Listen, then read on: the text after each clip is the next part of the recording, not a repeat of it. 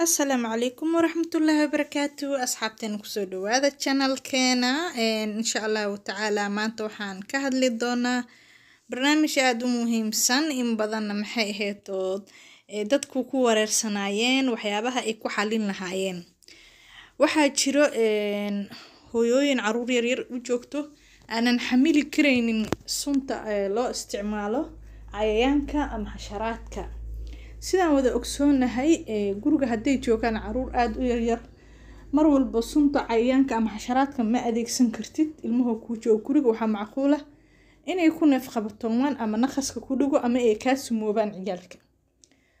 marka waxaa jiro xal aad u wanaagsan ma sha Allah caruurtaada aan kaaga sumoobaynin waxba aanan ka dhibaynin haday guriga joogaan iyo hadii kaleba aad isticmaali karto waana wax aad iyo aad basiid u ah wax dhibaato ahna aanan kaaga iimaaneynin insha Allah ta'ala marka waxa soo qaadanaysaa basasha sida u jeedo sidoo kale waxa soo qaadanaysaa baking soda basasha iyo baking soda ayaa soo qaadanaysaa marka soo qaadato basasha ayaa waxaad ku xoqaysaa qalabka yar ee loo isticmaalo karootka basasha marka xoqdo waxaad ka miireysaa wixii oo qashin ah oo ku jira ayaad ka miireysaa waxaan u baahanahay oo kaliya waa biyaha basasha marka waxa soo qaadanaysaa baking soda ayaa soo qaadanaysaa baking soda marka soo qaadato biyihii basasha oo soo miirta ayaad ku qasaysaa 2 qaado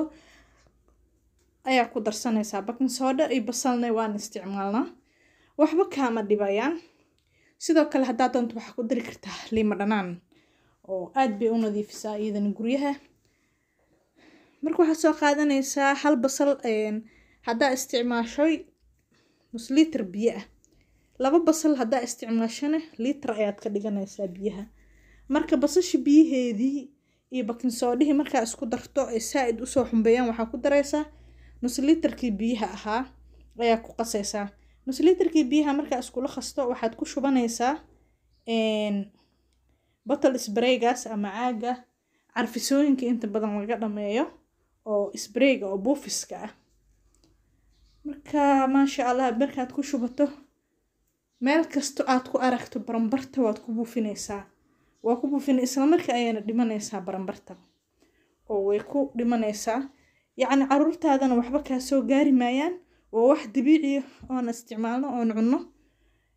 baranbartina meeshaas ay kaaga dhamaanaysaa hadii aad tahay hooyo caruur yar yar u joogto fadlan ka faa'iideyso waa sun dabiici ah aanan caruurtaadan wax yeeleynin soo dhawaada ayaa idin leeyahay